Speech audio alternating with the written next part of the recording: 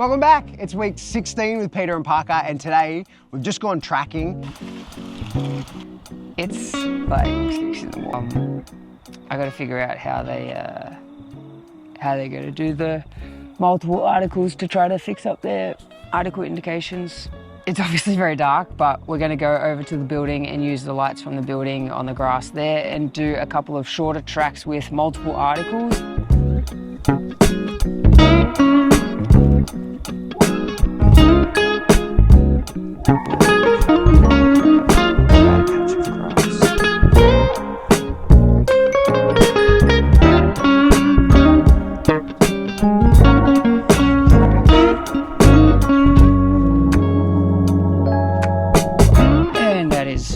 Very hard to work on tidying up their article indications because we touched on in the last video why that got a bit messy. We'll work on that. That can slow them down, that can help teach them you must stop at every article, but it also gives me a chance to figure out like what's going to help them understand that better, because for some dogs I need to change the leash, some dogs I need to just come down the leash a little bit more, some need me to really stop them from like spinning around to stop habits, so I got to figure that out in the session. Okay, you gotta show me, buddy.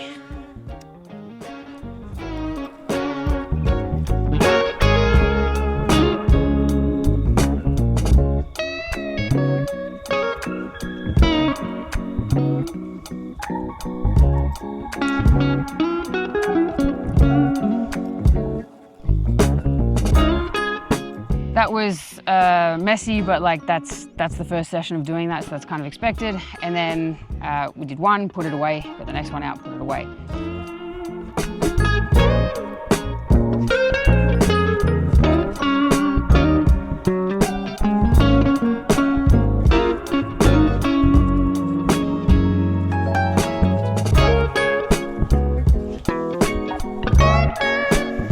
Then we got the first one back out, we did a longer grass track. So Parker did like a 100-meter grass track down one side of the field.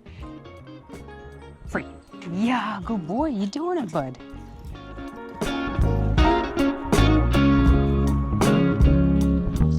So, bud.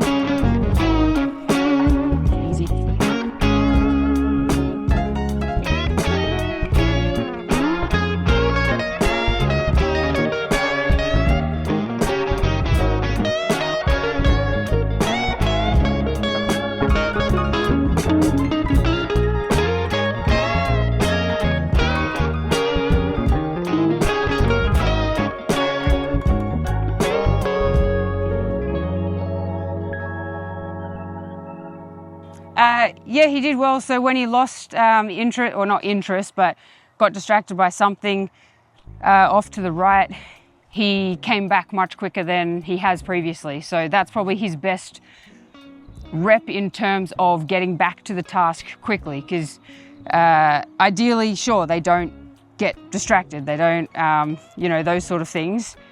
But if they're to happen, we want them to come back pretty quickly.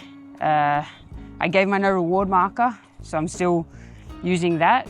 But yeah, he did all right for where he's at.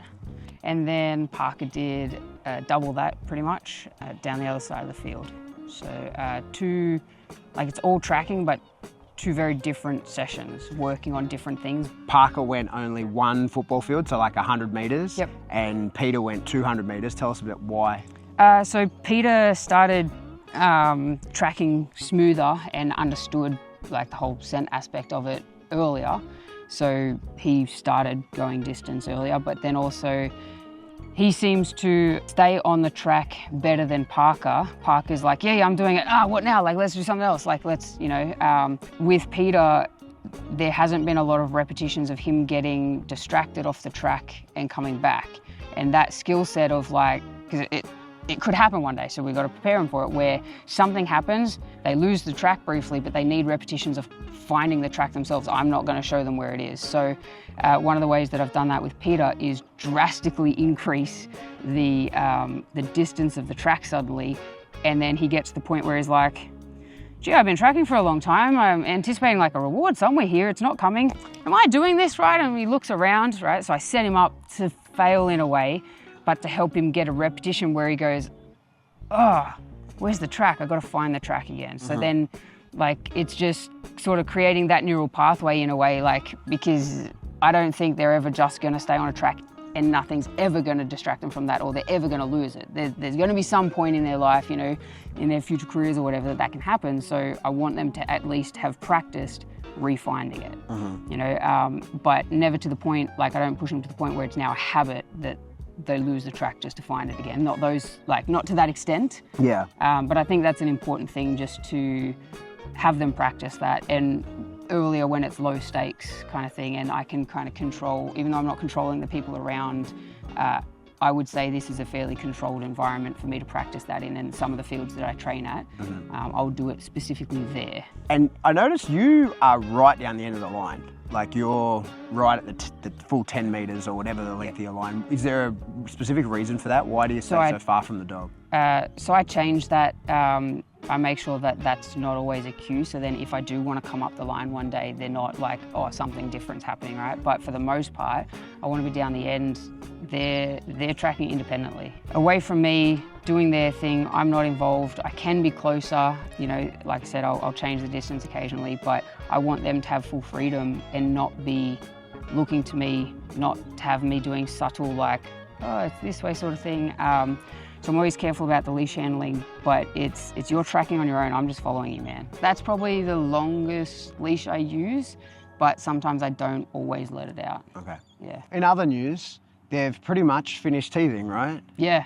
So we can finally start doing stuff. Jazz played with them last night and they were really into it and fully engaged with the toy and actually biting stuff properly. Yeah. So we can start trying to progress all of that. So things are about to finally get a bit more exciting. They're actually turning into little dogs now that we can actually do things with. So follow along if you're still interested in this stuff. Keep in mind, Jazz has plenty of online offerings that are available. What's your website? prime-canine, all spelled out.com. And my course is up on my site, seriousdogbusiness.com. Check those out. As always, there's links over me that are to our YouTube profiles. There's Jazz puts out more videos, supplement to this stuff with the more detailed what she's actually doing. The weekly video comes out here. There's the whole playlist of everything that we've done up to this point with the boys, and another video that YouTube thinks you might like. See you next time.